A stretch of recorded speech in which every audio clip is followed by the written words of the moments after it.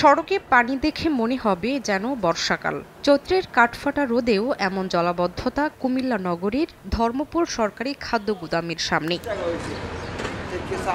খাদ্য গুদাম কর্তৃপক্ষ জানায়, প্রতিষ্ঠানটির এক পাশে ঢাকা চট্টগ্রাম রেল লাইন এবং অন্য পাশে সিটি কর্পোরেশনের উঁচু ড্রেন থাকায় এখানকার পানি যেমন বের হতে পারে না, তেমনি মাঝে মাঝে ড্রেনের পানি উপচে ভেতরে চলে আসে। জলাবদ্ধতার কারণে খাদ্য গুদামে মালামাল ওঠানামা নিয়ে দুর্ভোগ পোহাতে হয়। আবার ভবনের বাইরে পানি থাকায় গুদামে মজুতকৃত পণ্য বেশি দিন রাখা যায় না। জলাবদ্ধতা নিরসনে ২০২২ সালের ৪ এপ্রিল জেলা প্রশাসনের পক্ষ থেকে কমিটি করে ১০টি সুপারিশ দেওয়া হয়, তবে ৩ বছরেও তা আলোর মুখ দেখেনি। গুদামের চতুর্দিক দিয়ে পানি, এমন জায়গা বাদ নাই যে পানি নাই। গাড়ি একটা যদি ঢুকে ৩ ঘন্টা লাগে ওই গাড়ি ওই জায়গা থেকে বাড়ি আইতে।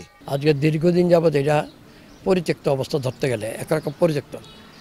আমরা বাড়ির থেকে মাল ঢুকাইতেও পারি না, বাইর করতে পারি না, আনতে গেলে গাড়ি ঘোড়া ভাঙে যে। রাষ্ট্রের এমন গুরুত্বপূর্ণ প্রতিষ্ঠানের মধ্যে জলাবদ্ধতার কারণে মজুতকৃত খাদ্যের গুণগত মান নিয়ে শঙ্কার কথা জানালেন খোদ খাদ্য নিয়ন্ত্রক। আর আগামী বছরের আগে বিষয়টি সমাধানের পথ নেই বলে জানিয়েছে সিটি কর্পোরেশন।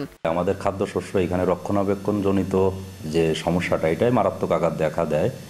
বিশেষ করে আমাদের অল্প কিছুদিনের মধ্যেই আমাদের খাদ্যশস্যগুলো ডেলিভারি দেওয়া লাগে, তা না হলে আমাদের ময়েশ্চারটা অ্যাবজর্ব করে বেশি এবং খাদ্যশস্যের গুণগত যে মানগুলো এগুলো একটু দ্রুত নষ্ট হয়ে যায়। আমাদের এই কুমিল্লা সিটি কর্পোরেশনের জায়গা প্রজেক্টের অধীনে এই ইউডিসিজিপি প্রজেক্টের মাধ্যমে আমরা এটা পূর্ববর্তী সময়ে প্ল্যানিং রেখেছিলাম এবং সেই অনুযায়ী এটা হওয়ার প্রক্রিয়ায় আছে।